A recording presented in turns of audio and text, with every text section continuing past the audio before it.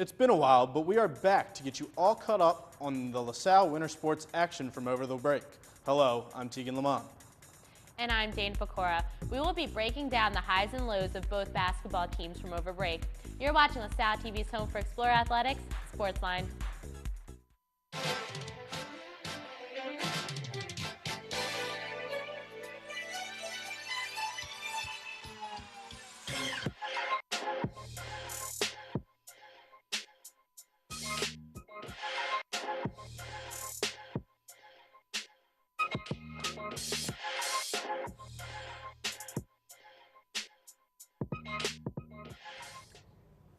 Welcome to SportsLine. As it is our first show of this new semester, Josh Abrams and Sean Kelly will join the show to give you some grade A content on both the men's and women's basketball teams' recent results. And later, co-producer Isaiah Clark will take the desk to give us our Explorer report. But first, let's take a look at our SportsLine top 3.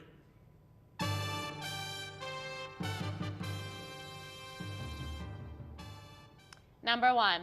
LaSalle announced on January 15th that athletic director Bill Bradshaw will be retiring at the end of June. Bradshaw is stepping down after nearly 2 years at the helm of the Explorers. He returned to LaSalle to serve as interim athletic director in 2016 after a successful career as an AD at both DePaul and Temple. After a year on the job, he moved into the permanent position of athletic director. During his tenure, Bradshaw oversaw a student-athlete GPA of 3.1 and was an integral part of hiring 13 coaches.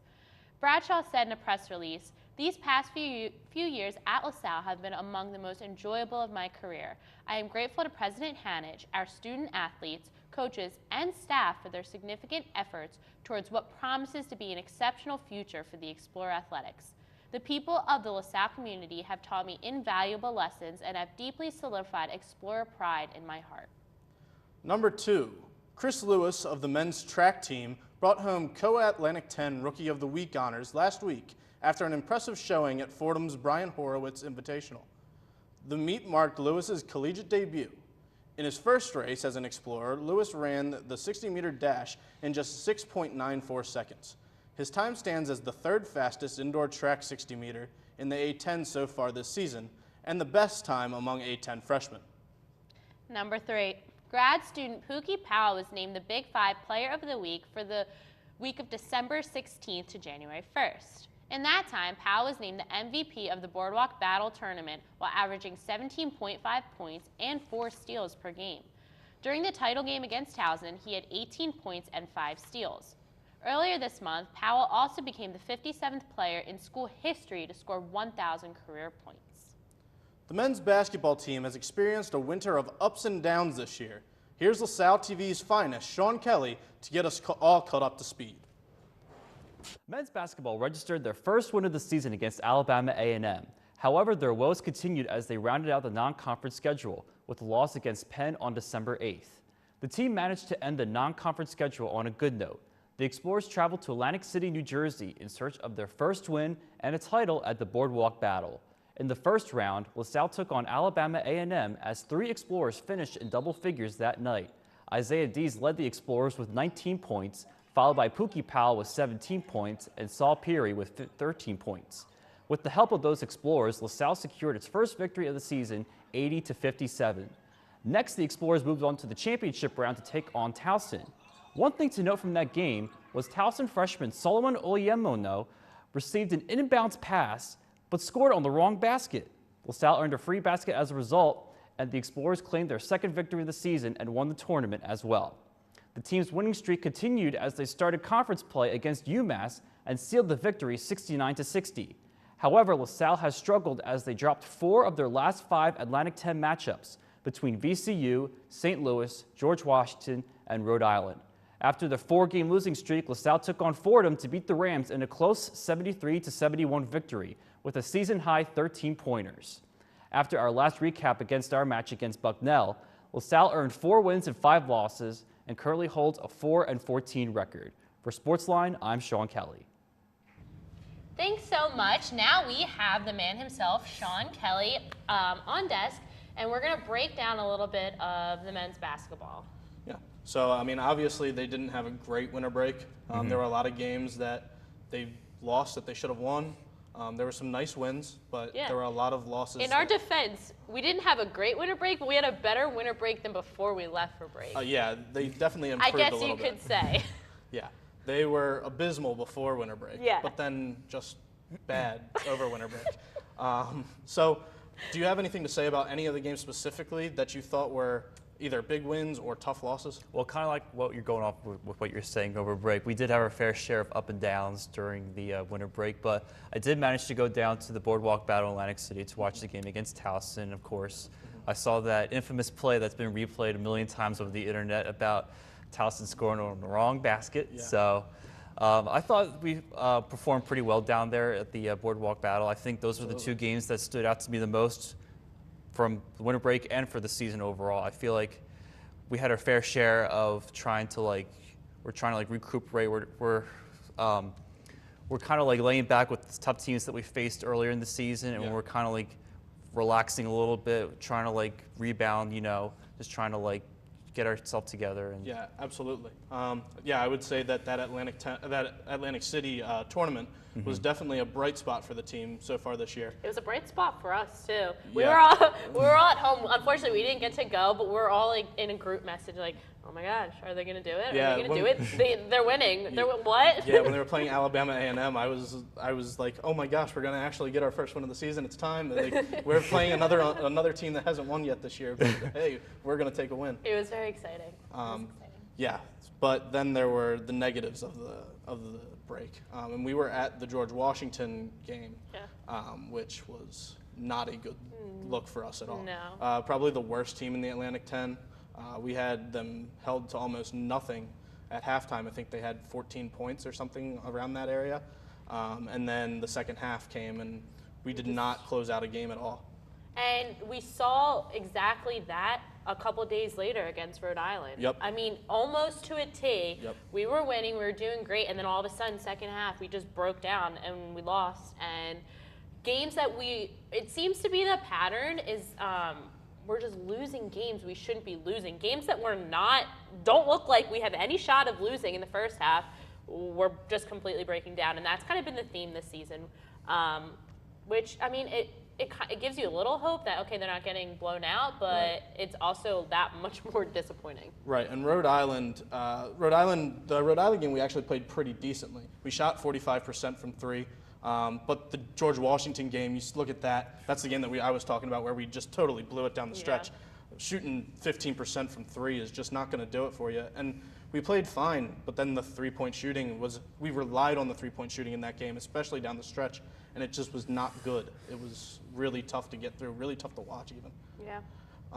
Going into that, or after that game, we went to the press conference and I asked Coach Howard, how do you stop these guys from losing these games?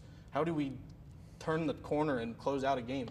And I don't think he really had an answer. He said that they need to find somebody that wants to have the ball at the end of a game. Yeah. And that's not something that you want to hear coming at this point in the season. Yeah, because that's not really a clear answer. So no. I do want to add on something to that about how you're talking about your trend about how LaSalle keeps winning, like coming up to halftime, and then at the second half, we just seem to lose. I feel like our guys are getting tired at the end of like the second half every game because you can see like they have trouble coming back to the other side of the court. You get players who get easy points because you don't get any of our players on the other side. So I feel like we got to like take our pace, try to like. I do agree. They do look out-conditioned. Yeah, and that's been especially true when guys have been out, either injured or whatever it may be. Jack Clark's now out. Not sure what's going on with him right now.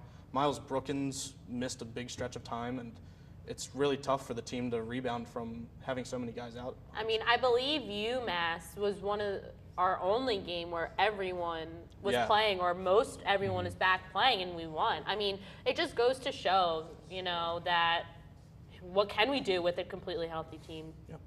All right, well, we've got to move on. Thank you, Sean, for being on with us. Thank you. Thank you, Sean. But we're moving on from Sean and men's basketball to Josh Abrams and women's basketball. So take a look. The women's basketball team went to work over winter break as the Explorers played in 8 games during the month-long refresher. The squad opened up break with a blowout loss at home versus St. John's by a score of 83-57. LaSalle then played in the Friar Holiday Classic, where they won their first 2 games against Northern Kentucky and Pepperdine before losing to host school Providence. Against the Norse, Michelle Nichols and Deja King led the way offensively for the Explorers, scoring 21 and 16 points respectively.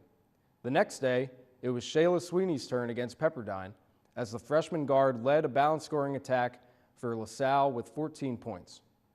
In the loss to Providence, freshman Kayla Sproul led the way for the Explorers with 15 points. LaSalle then made a quick trip up Broad Street to take on Big Five rival Temple. Unfortunately for the Explorers, their 2018 team came to an end with a 75-47 defeat. 2019 has not been kind to the Explorers so far. LaSalle has opened A10 play with 2 horrific losses to Dayton and VCU on the road. The final game of the break resulted in a tough 74-60 loss to visiting UMass. So far this second semester, LaSalle has dropped 2 close contests at home, the first against George Washington and the next on the road against St. Joe's. The Explorers' record currently stands at 3-17 after a most recent loss to Duquesne at home, and they are still searching for their first conference win this season. For SportsLine, I'm Josh Abrams. All right, and that was our women's basketball coverage from what they did over a break with Josh, and we have him now on desk. Welcome, Josh. So, amazingly enough, the women are worse than the men, with 1 less win. Josh, tell us what's wrong. At this point, we're just going to wait to see who wins more games. Yeah. I mean, it could go either way, but I mean, you know, last year and even 2 years ago, we had Amy Griffin, right? Right. Yeah. It's almost like the same thing with the men's, how they had BJ and Pookie. Right. The women had Amy Griffin. Now it's like both teams don't even have that anymore. And the women's, and then specifically the women, they're struggling to find an identity right now. You know, if you look at the stats overall for the women so far this season, Deja King leads them in points scored average-wise, not total, but points scored on average. And then we got to talk about this right here. I mean, there hasn't been the best game that they shot. The best just overall shooting percentage came in a loss on the road at St. Joe's. Yeah, and look at that 3-point percentage against Dayton. That's just absolutely awful. I was talking about how bad the men's team was over break. 6% is just horrific. No. I never imagined I'd even see a graphic that started with a 0 for shooting percentage. It's tragic, honestly. It's only because, I mean, if they could shoot just a little bit better, they would probably have a couple more wins because they've hung in there. They've hung tough with multiple teams. And let me preface, we love our athletics and we love our absolutely. teams. And we're not laughing because we're making fun of them. We're laughing to keep from crying because it's just been really hard to watch. Yeah. But I mean, it's a new coach, a lot of new players. It's a young team. Oh, it's a new everything with our basketball programs. Success isn't gonna come right away, you know. No, and I don't think anyone expected that. It's with either team. I don't think anyone expected us to top the A10 or even contend for an A10. But I think that we wanted to see something. The women's team, I don't even see much life. I mean, they go in and they get battered quite a bit. I mean, they hung tough in their last 2 games. Rachel Brown, who is on the screen now, she actually played really well in the last few games. She's been putting up 14.75 points per game in the last 4 games. And she's a sophomore. And she's a sophomore. Good. So that's what you want to see. That's what you want to see. The games at the beginning of break are where we kind of have an issue. Yeah. And I know, I guess we got to also point out Jaren Reese too. Looking at the recaps for those games, she's been doing work down on the boards and providing some senior leadership. Yeah, and she's been leading the team in rebounds multiple times so far this season. Yeah, absolutely. She's a hard worker. We've talked to her before. She's very, it's hard not to like her, Yeah, absolutely. Awesome. All right, thank you so much, Josh, for coming on desk. When we come back, we're going to take a look at how our other winter sports have done, so stay tuned.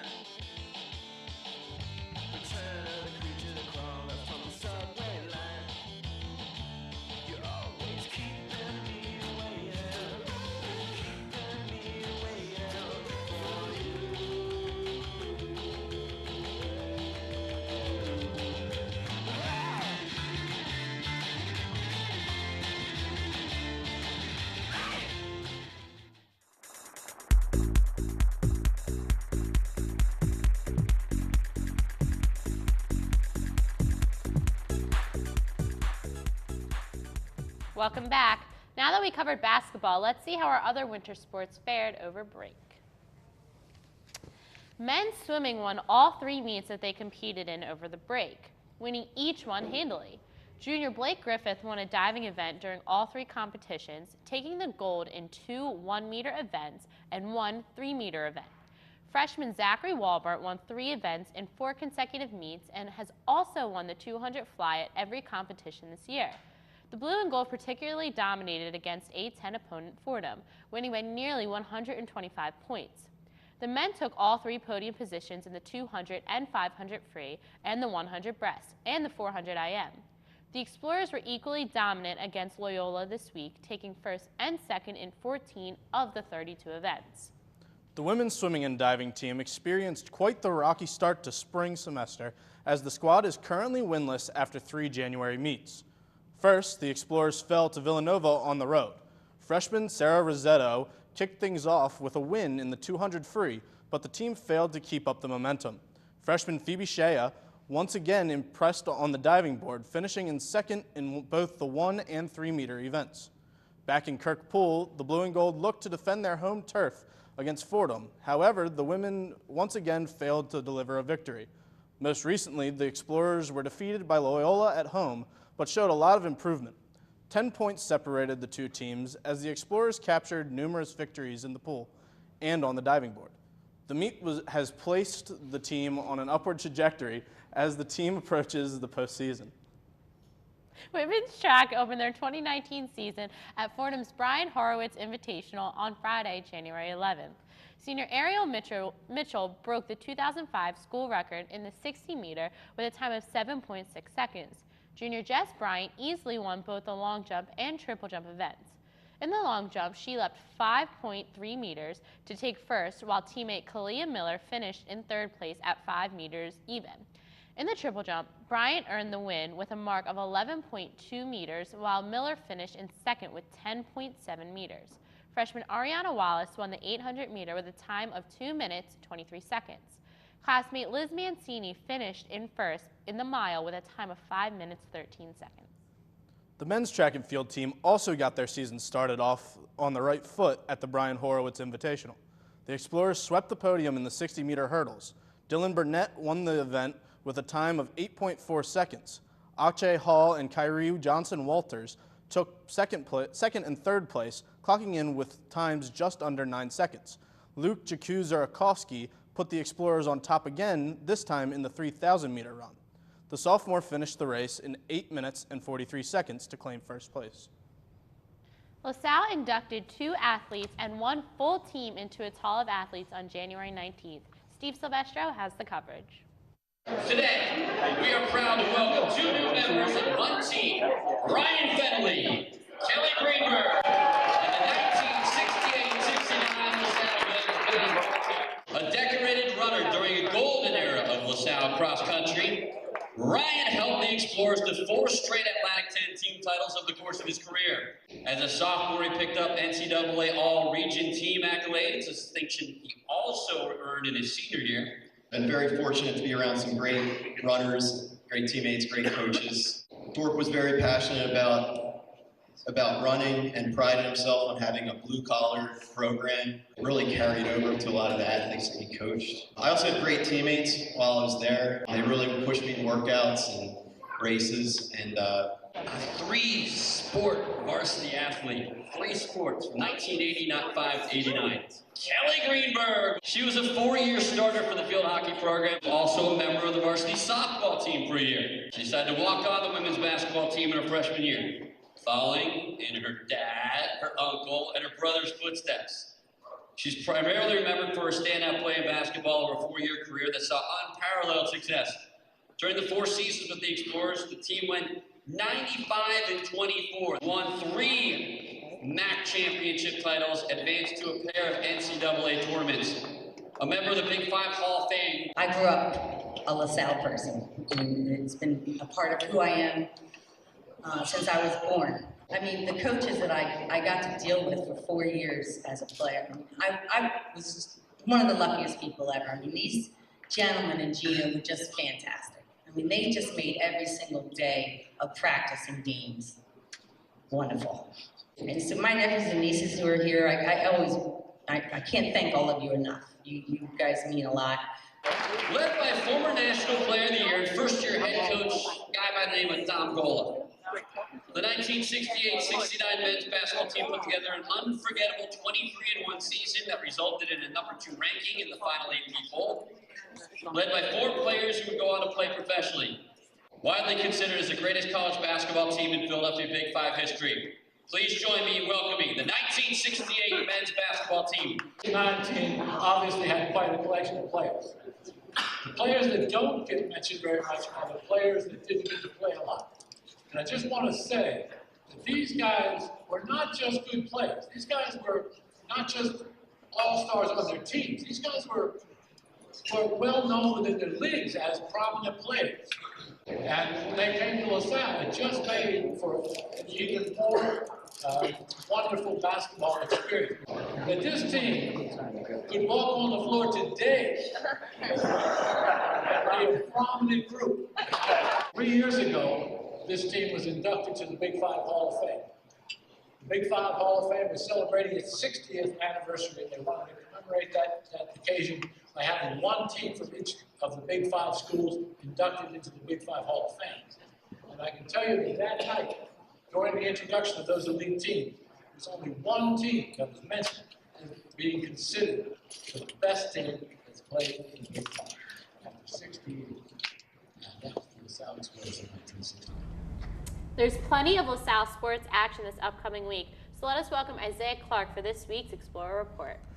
Thanks, Dana. On Wednesday, January 30th, the LaSalle's men's basketball team rematches against UMass. The two teams last met in the Explorers A10 opener earlier this month, with LaSalle winning the game 69-60. Since the meeting, both teams have struggled in conference, with only LaSalle picking up another win.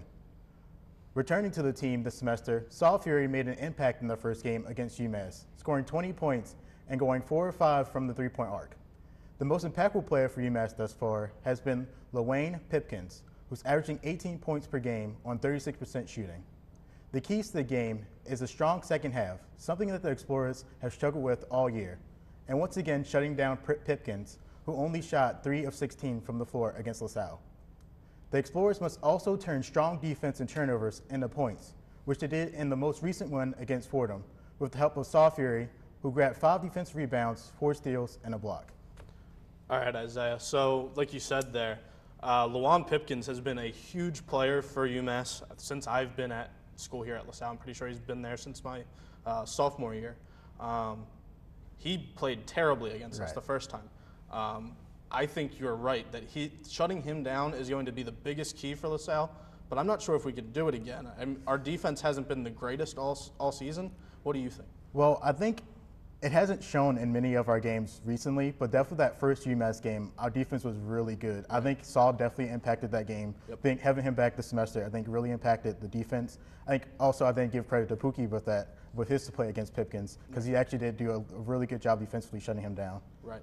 And then we were talking about Saul. This is from last night, actually, when we were playing Fordham. Saul played outstandingly well. So did Shaggy. Shaggy has been a really nice offensive presence for us. Right. He had 20 points last night against Fordham.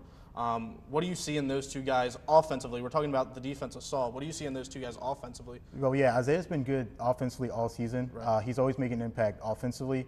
I think also it goes into the second half, having a strong second half. Right. He doesn't always have the strongest second half shooting. He does go off in the first. He tends to drift off in the second. So if we can have him consistently and both play good in both halves, then we'll be good in this game. So like I had mentioned before, the last time we played UMass, we seemed to all be healthy for one. It was the first game where we were all there playing together. Now there's a bit of speculation about freshman Jack Clark, who's came back and absolutely killed it. He came back from an ACL injury. He hasn't been playing. He's been out. Not sure what's going on there. If he's not playing and if he is out, what does that mean for the team? Yeah, Jack's a big player. He's a big-time kid, knows how to play well.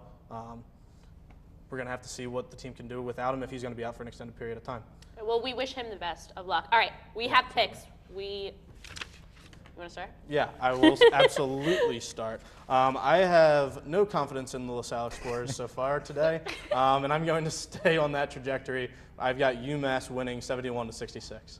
And I always have faith in the LaSalle Explorers, even if they don't deserve it. So I chose LaSalle 78-75. Well, I think we'll be able to shut them down again. I think Powell will be good on Pipkins again. I think we'll play a close game, but I think it'll be 77-73. Thanks, Isaiah. Awesome. You're negative. I am absolutely negative. Well, that just about wraps it up for us this week. If you can't make it out to see the Explorer Report, be sure to tune in next week for our coverage. Keep up with this weekend's other sporting events by visiting goexplorers.com or check out this week's edition of The Collegian. Also, check us out on Facebook at facebook.com/LaSalleTV or on Twitter at SportsLineLTV. We welcome you to send us your thoughts and suggestions there. For Sean, Josh, Isaiah, and our SportsLine team, I'm Tegan Lamont. And I'm Dana Pecora. Thanks for joining, and we'll see you at the game.